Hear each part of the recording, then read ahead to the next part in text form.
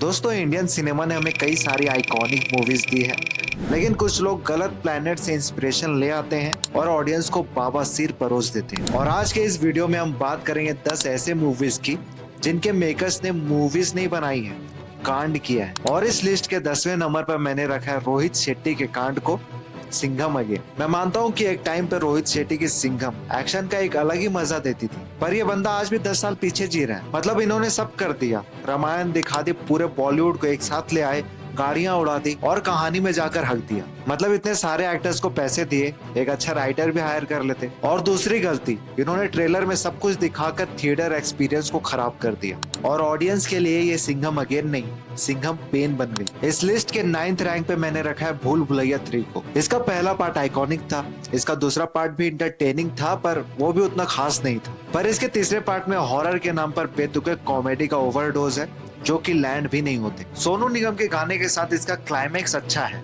पर इसके क्लाइमैक्स की वजह से इसके पीछे की पूरी कहानी बेतुकी लगने लगती है और ये हॉरर नहीं, साइकोलॉजिकल टॉर्चर था ऑडियंस के लिए। इस लिस्ट के 8वें नंबर पर है डबल स्मार्ट। और इस मूवी को देखकर ऐसा लगता है कि किसी ने 90s के मसाला मूवी को माइक्रोवेव में गर्म करके नया टैग चिपका दिया। इसकी कहानी इतनी स्टेल है कि इसे देखते ही ऑडियंस को डेजावू हो गया, अरे ये तो पहले भी कहीं देखेला लगता है। संजय दत्त और राम की परफॉर्मेंस ने इस टाइटैनिक को डुबाने में, नाव में छेद करने का काम किया। और इस मूवी से हमें ये सीख मिलती है कि सीक्वल तभी बनाओ जब वो बनाने लायक हो और उसमें कुछ दिखाने लायक हो। और इसके बाद आती है एक और पैन इंडिया कांड, देवरा। लीड रोल के नाम पर 2 जिंदा इंसान नहीं बल्कि मार्बल के स्टैचू कास्ट किए गए हैं। एक्टिंग के नाम पर ऐसा लग रहा है कि किसी शोरूम का डेकोरेशन देख रहे हो। कोरताला शिवा ने तो बोर्डम की एक मास्टरपीस बना दी है, जिसमें सिर्फ पेशेंस की अग्नि परीक्षा होती है। और अगर कल को दुनिया खत्म हो जाए तो उसमें एक बात अच्छी होगी कि देवरा का पार्ट 2 कभी नहीं बनेगा।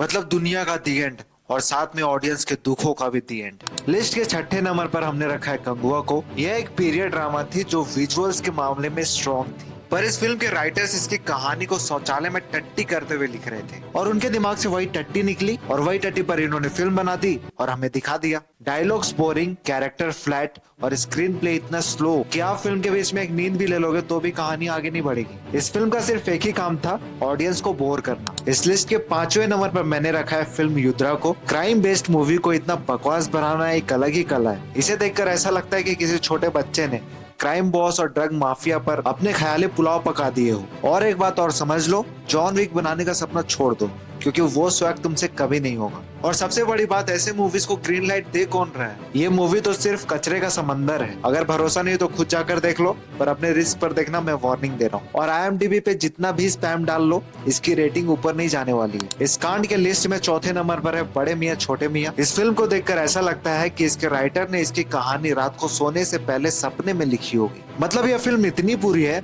कि इस फिल्म को पसंद करने के लिए इंसान को या तो सुपर पावर चाहिए या फिर सुपर पेशेंस। यह फिल्म देखने के बाद ऐसा लगता है कि जो लोग इस फिल्म को क्रिएटिवली डायरेक्ट कर रहे थे, भविष्य में उन लोगों को क्रिएटिविटी के आसपास भी ना जाने दिया जाए। सीरियसली इस फिल्म को देखकर ऐसा लगता है कि अगर 4 साल के बच्चे को क्रेयॉन्स और 2 घंटे का टाइम दे दिया होता तो वो इससे बेहतरीन फिल्म बना देता। और हाँ, अब किसी का भाई किसी का जान देखने का ख्याल अब उतना भी पूरा नहीं लगता, क्योंकि वहाँ सलमान भाई के डायलॉग्स पर हंसी तो आती है, यहाँ तो रोना आता है। तो इस कांड के 3रे नंबर पर है विद्युत जामल की क्रैक। ये लोग इस फिल्म को इंडिया के एक्सट्रीम स्पोर्ट एक्शन के रूप में प्रमोट कर रहे थे, लेकिन यह फिल्म इतनी कमजोर निकली कि इसकी कहानी खुद ही क्रैक हो गई। फिल्म में लॉजिक और इमोशन ऐसे गायब थे जैसे बॉलीवुड में ओरिजिनल स्क्रिप्ट। इस फिल्म में एक्सट्रीम स्पोर्ट्स तो कहीं नहीं दिखाई दी, लेकिन हाँ, ऑडियंस के लिए एक्सट्रीम पेशेंस जरूर डाला गया। इस लिस्ट के 2रे नंबर पर हमने रखा है इंडियन 2 को। और मुझे लगता है ये फिल्म लिखी ही नहीं गई है, बस जो दिमाग में आया वो सीन बना दिया। इसके मेकर्स का आइडिया था कि चलो कुछ भी बनाते हैं और देखते हैं क्या होता है। और हम ऑडियंस को बुलाया गया था अपना टाइम, पैसा, दिमाग और पेशेंस खत्म करने के लिए। और अगर आपको ये फिल्म अच्छी लगी है तो भाई आपको अपना दिमाग चेक कराना पड़ेगा। लगता है आपका IQ चेस चैंपियन गुकेश से भी ज्यादा है। और कॉन्ग्रेचुलेशन, भगवान ने आपको एक नए लेवल का दिमाग दिया है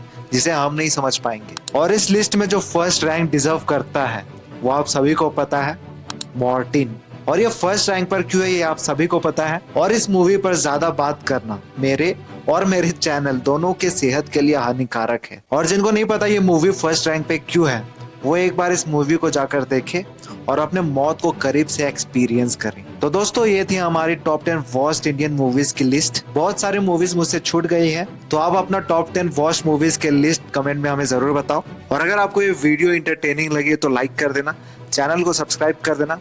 मिलते हैं अगले वीडियो में।